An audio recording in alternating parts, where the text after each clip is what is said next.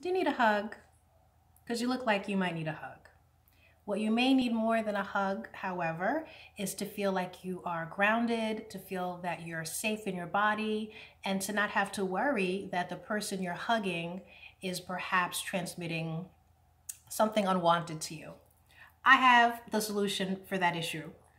Welcome back to Say Yes to You. I'm Peggy, and on my channel, I love to talk about things related to spirituality, to personal development, meditation, and it's my goal that with each video, I can offer you some technique or tool that you can use to begin to say yes to yourself. Now back to this hugging business. Last night, someone told me that, your brain can't tell the difference between hugging yourself and when you're receiving a hug from someone else. I thought, wow, that is really fascinating. Let me find a study that backs that up. Lo and behold, I did find a study. And the study comes to us, I'm looking at my notes here, this study comes to us from the University College London in the UK in 2011.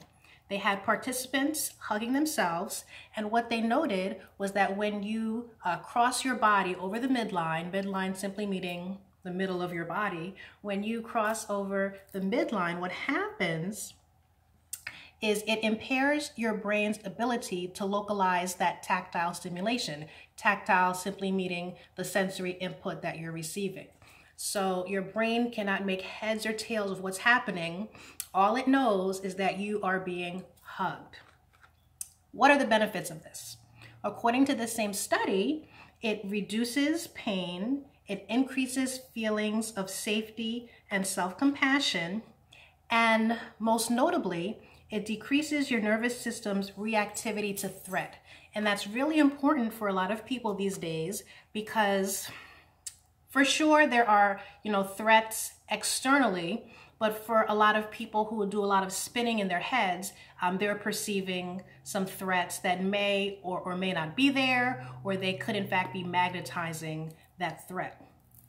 So what I'm going to say to you today is go ahead and give yourself a hug and just feel the beauty of that. Tip number 2, there is a technique in EFT, emotional freedom technique or tapping, that's called the butterfly tap. And what you're going to do is put yourself in that hugging stance, that hugging position, and you're simply going to begin to tap that upper arm part of your body. And you can tap as fast as you want, as firmly as you want, just to give yourself that stimulation. And we have these tapping points all over our body. And what the butterfly tapping is particularly fantastic for is for cultivating that feeling of groundedness, that feeling of security. So those are my 2 tips for today. Go ahead and give yourself a nice hug, and to go the extra mile, go ahead and implement some of that butterfly tapping.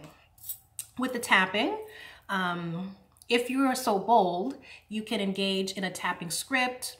The tapping scripts actually don't need to be anything too fancy if you're a beginner or even if you're not a beginner. You're just going to either inside or you can verbalize outside whatever's happening for you, whatever you're feeling, and continue to tap.